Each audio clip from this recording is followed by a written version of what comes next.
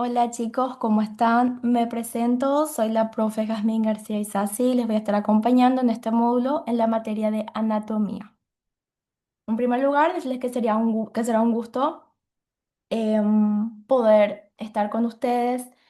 Vamos a tratar de llevar esto de la forma más sencilla, más práctica y más amena.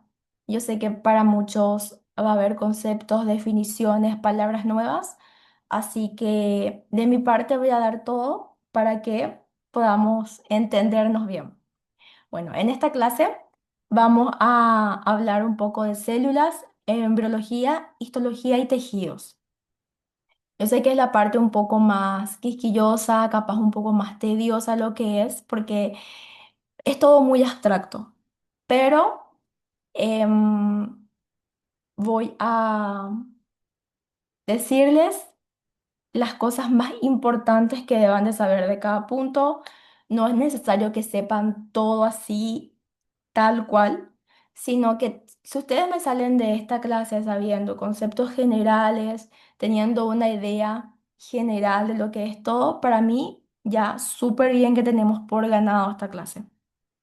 Le voy a estar también resaltando mientras voy desarrollando qué es lo más importante, tratar de dar ejemplos sencillos también para que se puedan captar los conceptos. Bueno, vamos a iniciar con la clase. Una pequeña introducción. En esta clase vamos a abordar tres pilares esenciales que son la célula, la embriología y la histología. La célula como unidad morfofuncional de la vida, la embriología que explica el desarrollo desde la fecundación hasta la formación de órganos. La histología que es la ciencia que estudia los tejidos y su organización. Estos tres componentes se interrelacionan para comprender cómo el organismo humano se estructura y funciona en condiciones normales, sentando las bases para interpretar los procesos patológicos. La célula. ¿Qué es la célula? Un concepto importante, saber que es la unidad básica estructural y funcional de todos los seres vivos. Todos los organismos están formados por células que pueden ser eucariotas o procariotas. En el ser humano todas son eucariotas. Algunas de las funciones vitales de la célula que podemos citar, nutrición, relación con el medio y reproducción celular.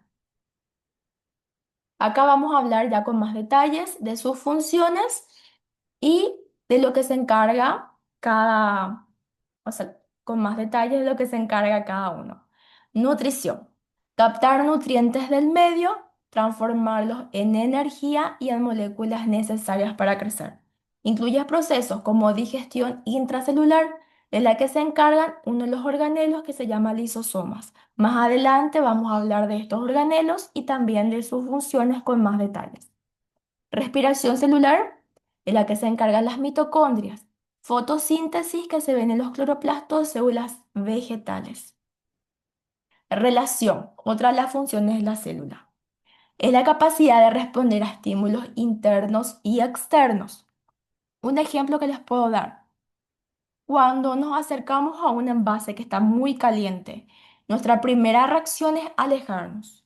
Eso es un estímulo externo. Estímulo interno. En el cuerpo tenemos muchas hormonas internas. Cuando estamos muy felices, por ejemplo, se activan hormonas como la serotonina, las endorfinas. Eso es un estímulo interno.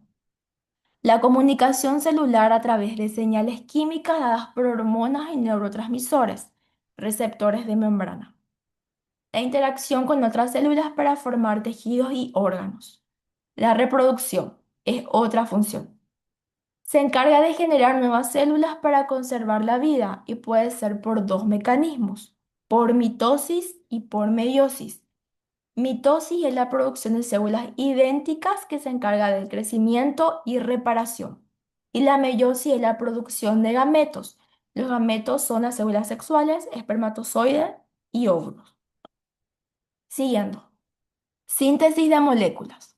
Fabricar proteínas en las que se encargan los organelos ribosomas, retículo endoplásmico rugoso, también conocido como RER, y aparato de Golgi. Síntesis de lípidos, que se encarga el retículo endoplásmico liso, también conocido como REG. Producción de enzimas, hormonas y otras sustancias vitales. Transporte. Regular el paso de sustancias mediante la membrana plasmática. Hay dos tipos de transporte, el pasivo y el activo, los cuales otra vez se subdividen. El pasivo en difusión, ósmosis y facilitada. Y el activo se subdivide en bombas iónicas, endocitosis y exocitosis. Bueno, ejemplo de transporte que le puedo dar es cuando consumimos un alimento. Va a pasar por todo el proceso de digestión, boca, esófago, estómago. Al llegar el intestino ya degradado, debe pasar esta célula. Y ahí es donde se va a producir el fenómeno del transporte. Y se va a definir si va a ser por transporte pasivo o activo, dependiendo de la célula. Metabolismo. Conjunto de reacciones químicas que ocurren en la célula. Puede ser por catabolismo o anabolismo. Catabolismo, degradación, libera energía. Anabolismo, síntesis, consume energía. Ejemplo de catabolismo, cuando vamos al baño. Vamos a orinar, vamos a defecar, estamos liberando energía. Ejemplo de anabolismo, cuando consumimos un alimento, estamos consumiendo energía. Defensa y reparación. Eliminación de sustancias dañinas en las que se encargan los peroxisomas y los lisosomas. Reparación de tejidos mediante proliferación celular.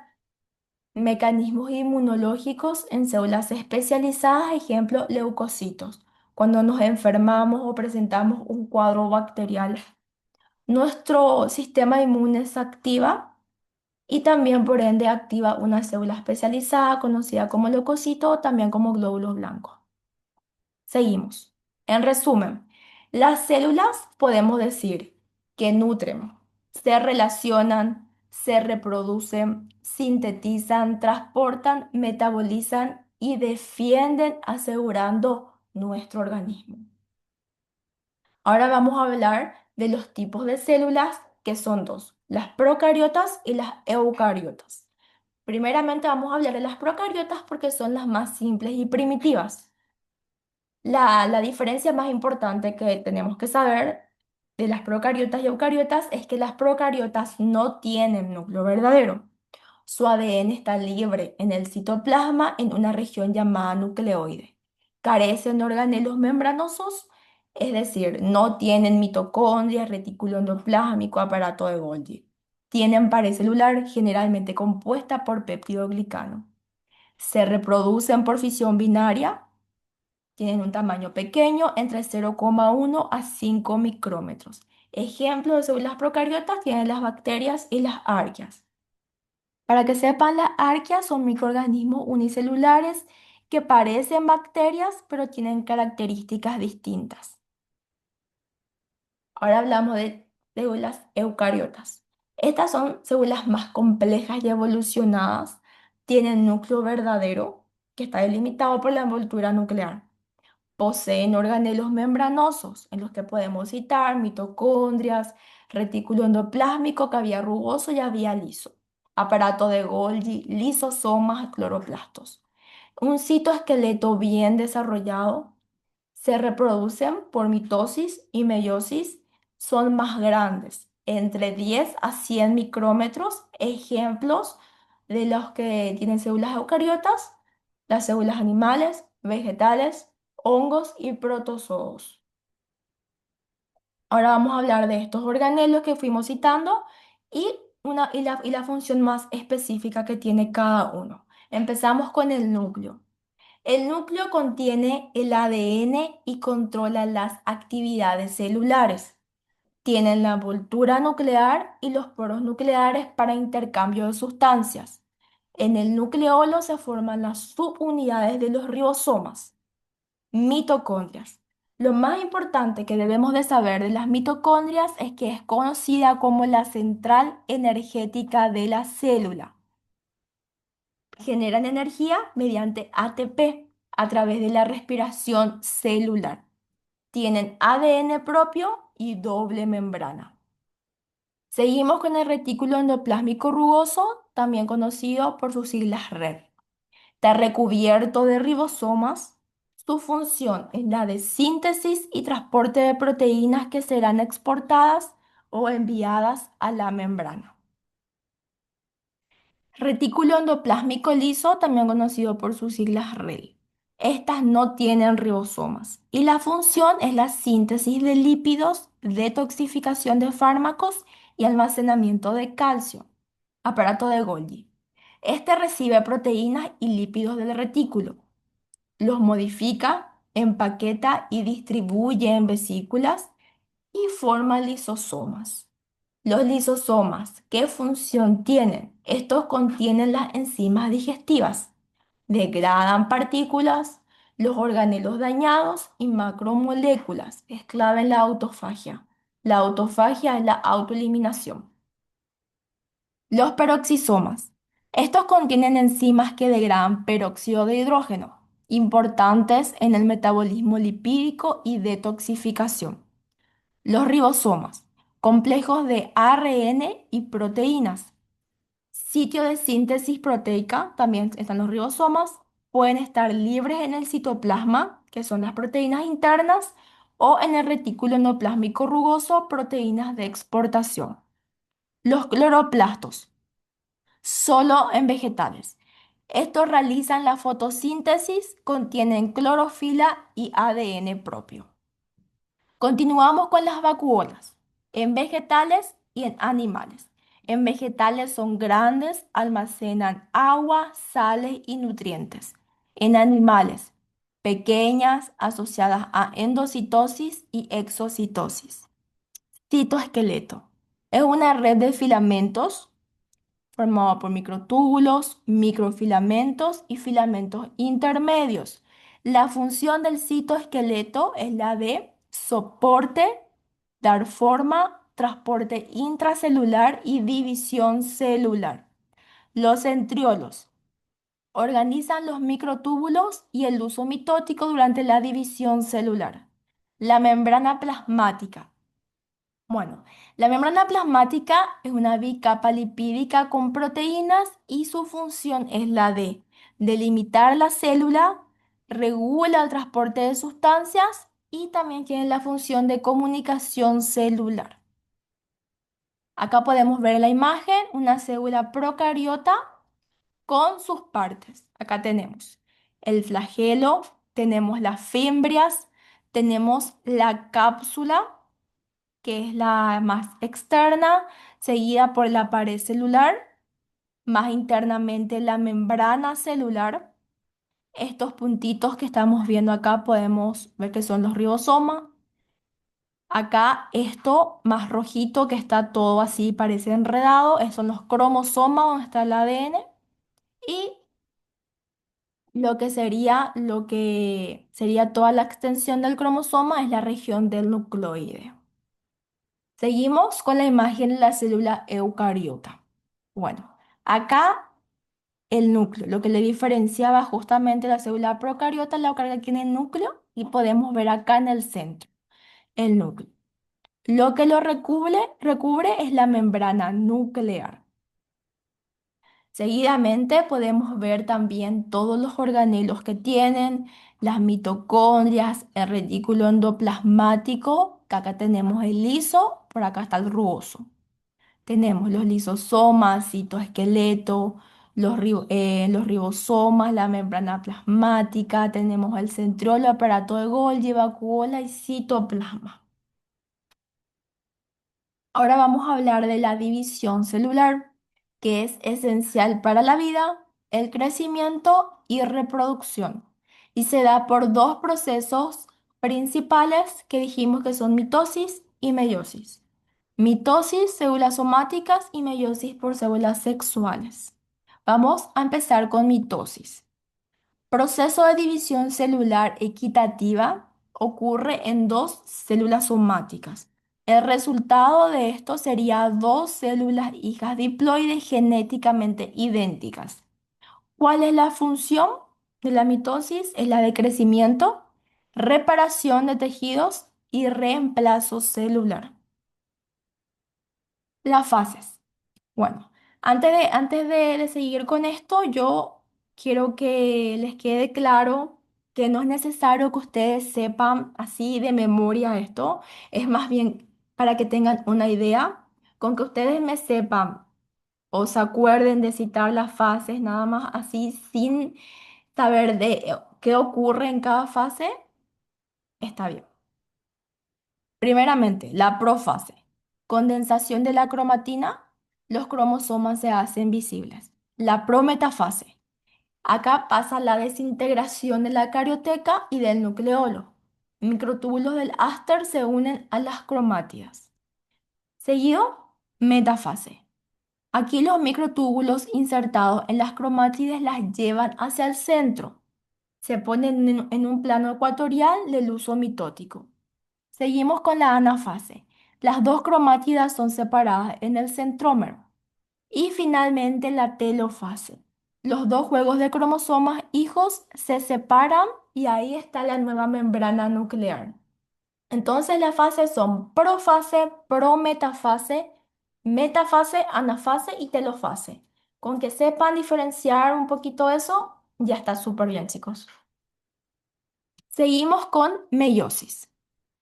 El proceso de división celular reductiva ocurre en células germinales, que son los óvulos y espermatozoides. El resultado son cuatro células haploides genéticamente distintas. Tienen la función de reproducción sexual y variabilidad genética. Bueno, seguimos. La fase de la meiosis. Podemos citar la profase, la metafase, anafase y telofase. La profase uno. Acá los cromosomas homólogos forman pares e intercambian fragmentos. A este proceso se le denomina entrecruzamiento. Entonces, en la profase uno ocurre el entrecruzamiento. La metafase uno. Aquí los pares homólogos se alinean en la placa metafásica. En la anafase uno, los homólogos se separan a los extremos opuestos de la célula, mientras que las cromátidas hermanas se mantienen juntas. La telofase uno. Este es el paso final en el que salen dos células recién formadas de constitución haploide cuyos cromosomas tienen dos cromátidas hermanas diferentes. La misma cosa les puedo decir aquí. Con que me sepan citar o se acuerden de las fases que son profase uno, metafase uno, anafase uno, telofase uno, ya es más que suficiente.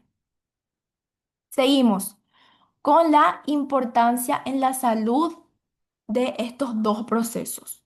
La mitosis, regeneración de tejidos, cicatrización y cáncer. ¿Por qué en cáncer? Bueno, la célula debe reproducirse.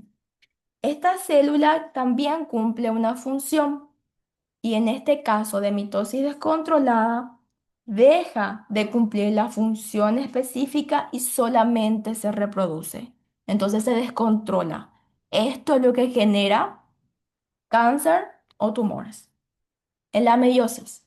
La meiosis, su importancia en la salud es la infertilidad y las alteraciones genéticas. Por ejemplo, síndrome de Down, síndrome de Turner. El más conocido que es el síndrome de Down, en el que hay un defecto en el cromosoma número 21.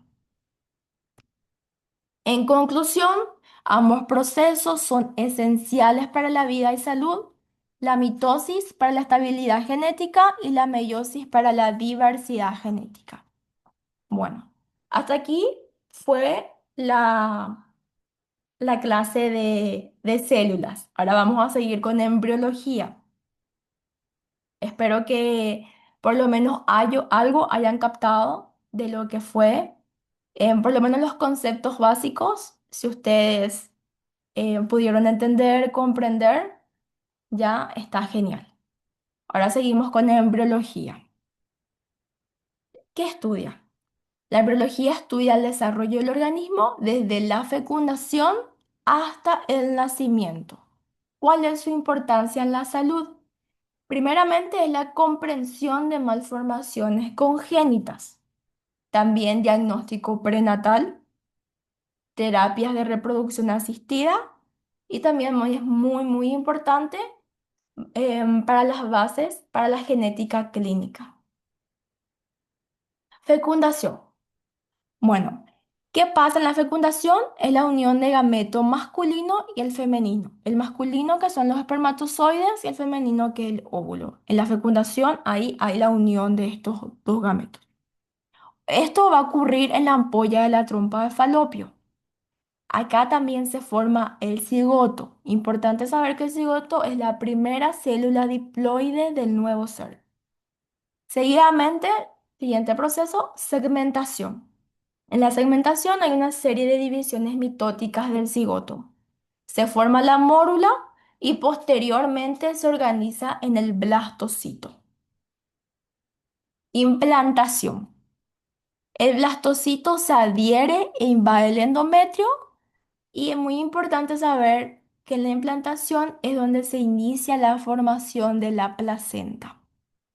Gastrulación, proceso por el cual se forman las tres capas germinales. Estas tres capas germinales son el ectodermo, el mesodermo y el endodermo.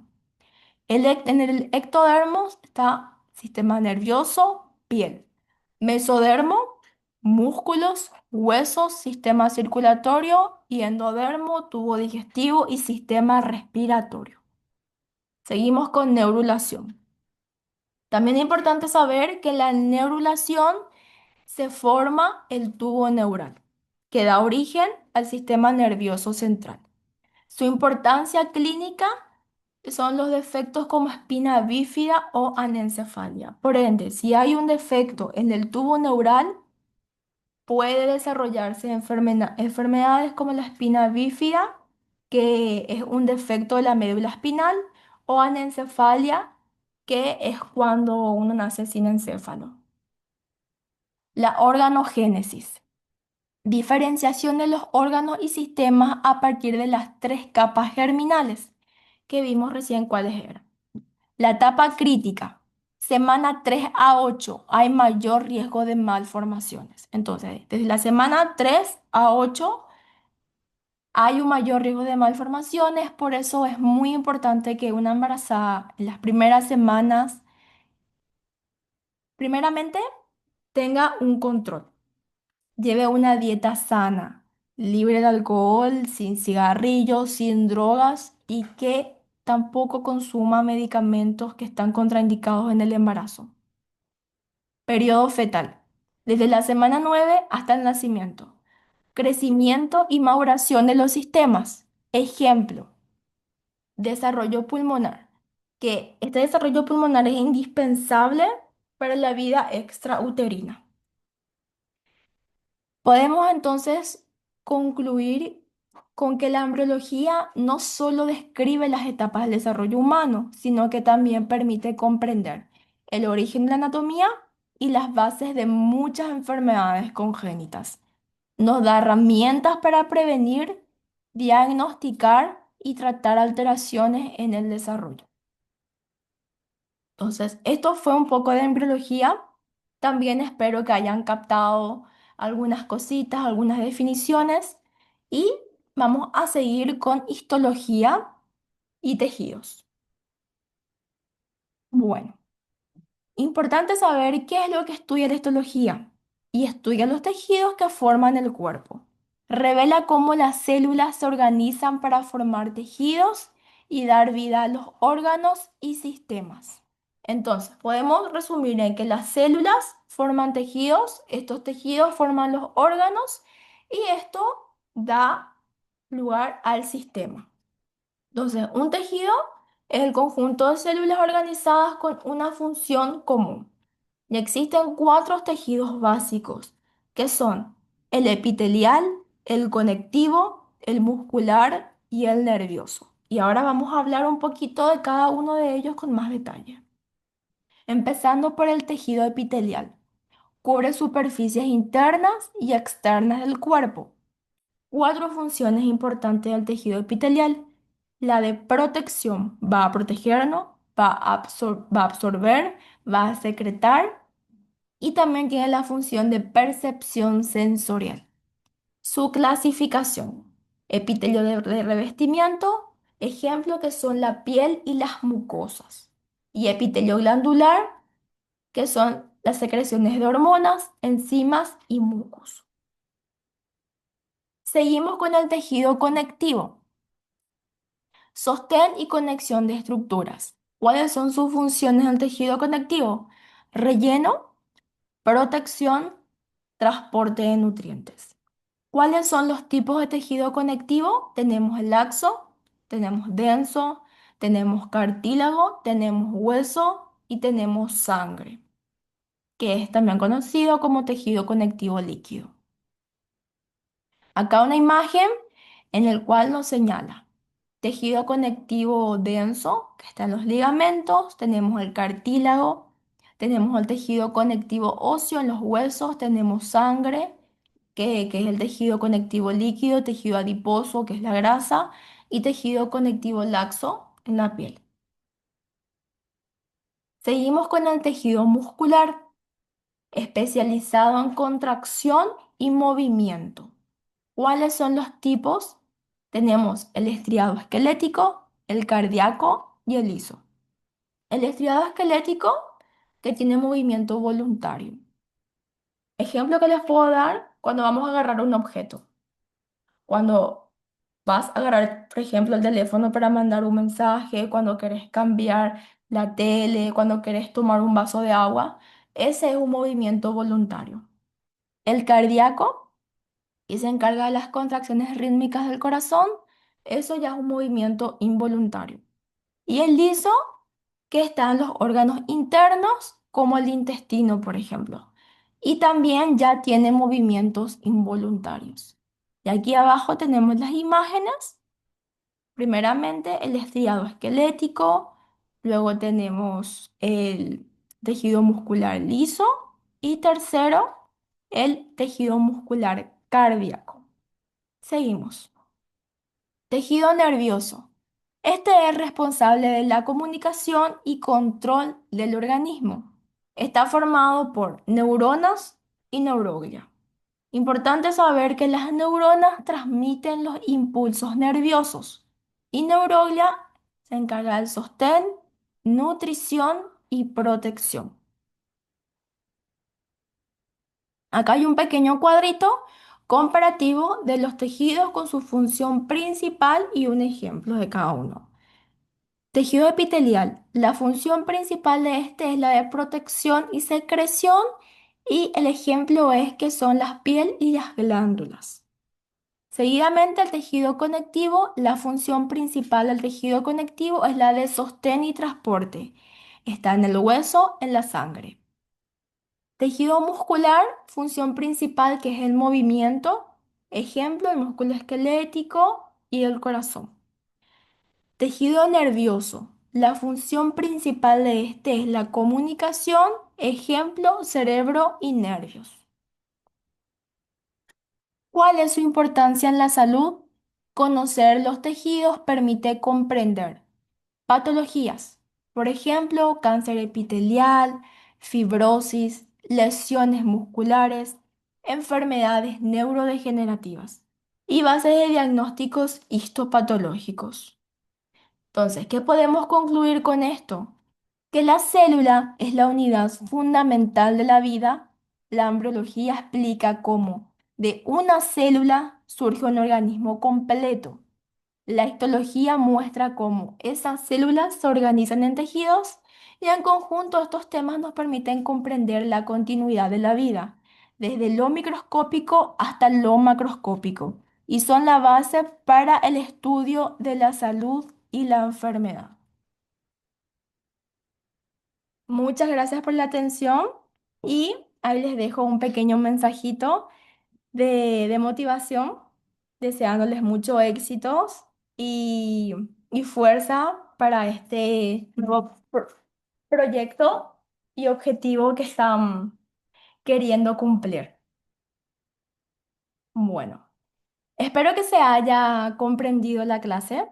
Espero que por lo menos algo hayan sacado de esto.